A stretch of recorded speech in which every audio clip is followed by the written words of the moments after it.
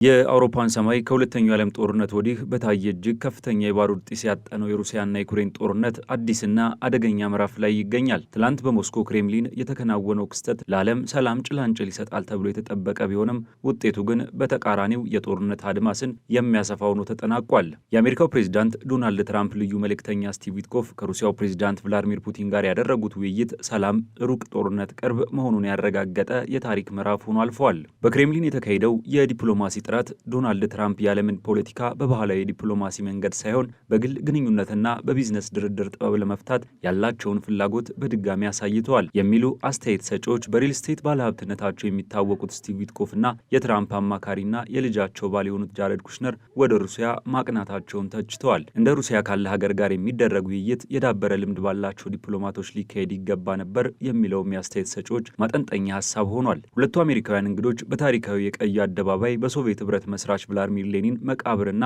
በክሬምሊን ግንቦች ዙሪያ ጉብኝት ካደረጉ በኋላ ነበር ወደ ጠረጴዛው የመጡት። ፑቲን እንግዶቹን በሞቀ ፈገግታ ተቀብለዋቸዋል። ነገር ግን ከካሜራው ጀርባ የነበረው ውይይት ይህን ያህል የሞቀ አልነበረም። በምሽቱ ከ4 ሰዓታት በላይ የፈጀውና በኩለ ሌሊት በኋላ የቀጠለው ይህ ውይይት በሁለት ተቃራኒ ዓለማት መካከል የተደረገ ነበር። በአንድ በኩል ትራምፕ ጦርነቱን በፍጥነት ለማስቆም የስምምነት ሰው መሆናቸውን ማረጋገጥ ይፈልጋሉ። በሌላ በኩል ፑቲን ይህንን ጦርነት እንደ ታሪካዊ ግዴታና የሩሲያን ታላቅነት የማረጋገጫ መንገድ አድርገው ይወስዱታል። የክሬምሊን የውጭ ጉዳይ አማካሪ ዩሪ ኡሻኮቭ እንደገለጹት ንግግሩ ገንቢ ቢሆንም በወሳኝ ጉዳዮች ላይ ማለትም በግዛት ይገባኛል ጉዳይ ላይ ቅንጣት ታህል መግባባት አልተፈጠረም። በሞስኮ የውይይት ጠረጴዛ ላይ ዋናው የመወያያ አጀንዳ የነበሩት እርስ በርስ የሚጋጩ የሰላም ሰነዶች ናቸው። እነዚህ ሰነዶች የጦርነቱን ዕጣ ፋንታ ብቻ ሳይሆን የአውሮፓውያንን የደህንነት መዋቅር የሚወስኑ ናቸው። ቀደም ብሎ ሾልኮ የወጣ የመጀመሪያ የአሜሪካ ረቂቅ ሰነድ በኪየቭና በብራስለስ ላይ ከፍተኛ ድንጋጤን ፈጥሮ ነበር። ሰነዱ የሩሲያን ፍላጎት ያማከለ ነው በሚል ተተችቷል። ዋና ዋና ነጥቦቹም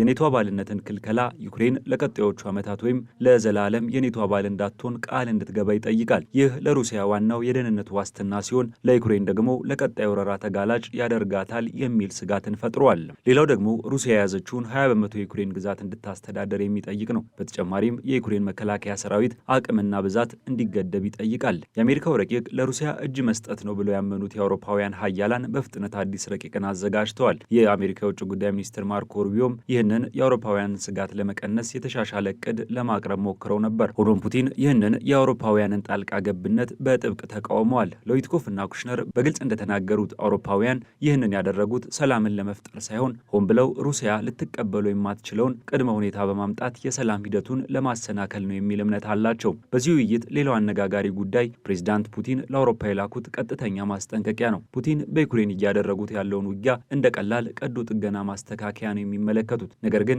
አውሮፓ በቀጥታ ወደ ግጭቱ የምትገባ ከሆነ ከሚፈጠረው ነገር ፍጹም የተለየ እንደሚሆን ተናግረዋል። የአውሮፓ ሀገራት ከኛ ጋር ጦርነት መጀመር ከፈለጉ ይጀምሩ፣ ነገር ግን ጦርነቱ ሲያበቃ ለመደራደር የሚቀመጥ አካል በአውሮፓ ምድር ላይ አይኖርም ሲሉ መናገራቸው ተሰምቷል።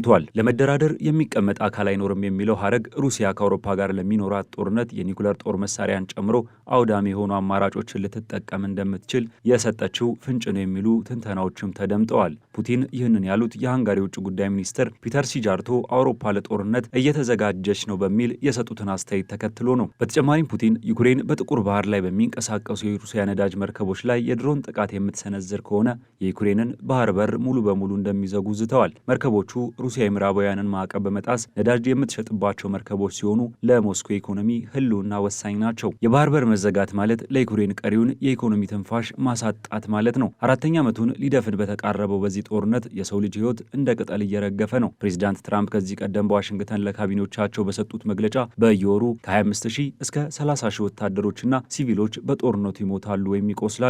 የአሜሪካ መረጃዎች እንደሚያሳዩት እስካሁን በድምሩ 1.2 ሚሊዮን በላይ ዜጎች ከሁለቱም ወገን ተጎድተዋል። ይህ ቁጥር በዘመናዊ የአውሮፓ ታሪክ ውስጥ ታይቶ የማይታወቅ እልቂት ነው። ሩሲያ በአሁኑ ሰዓት ወደ 115600 ካሬ ኪሎ ሜትር የሚጠጋ የዩክሬን ግዛት ትቆጣጠራለች። ይህ ከጠቅላላ ዩክሬን ግዛት 19 በመቶውን ይሸፍናል። ምንም እንኳን ይህ ቁጥር ባለፉት 2 ዓመታት ብዙም ለውጥ ባያሳይም በ2025 የሩሲያ ጦር ግስጋሴ በከፍተኛ ፍጥነት ጨምሯል። በምስራቅ ዩክሬን የምትገኘው ስትራቴጂካዊ ከተማ ፖክሮቭስክ የቅርብ ጊዜ የጦርነት ማዕከል ሆናለች። ፑቲን ከተማዋን መቆጣጠራቸውን እንደ ታላቅ ድል ሲገልጹ፣ ዩክሬን ግን አሁንም የከተማዋን ሰሜናዊ ክፍል እንደያዘችና የመልሶ ማጥቃት እየሰነዘረች እንደሆነ ትገልጻለች።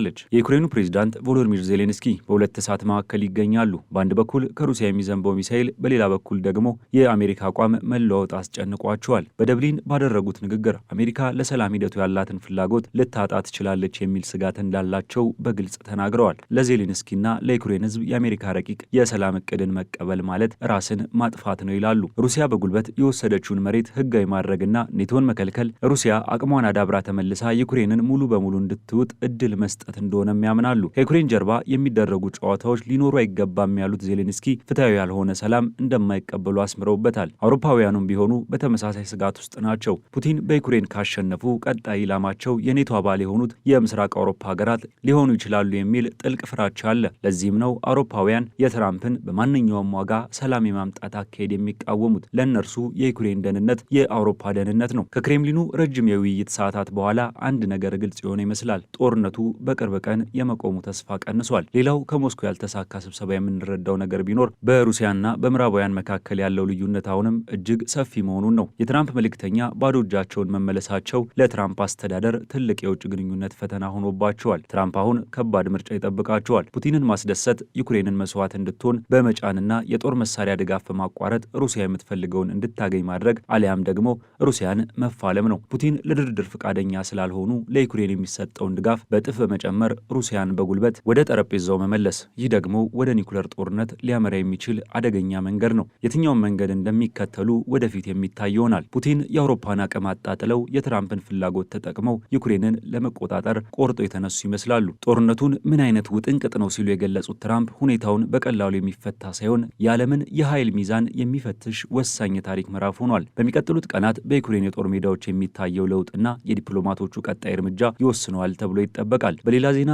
አንድ እንግሊዛዊ ወታደር አሰልጣኝ ለሩሲያ በመሰለል ወንጀል በዩክሬን ውስጥ በቁጥጥር ስር መዋሉን የእንግሊዝ ሚዲያዎች እየዘገቡ ይገኛሉ።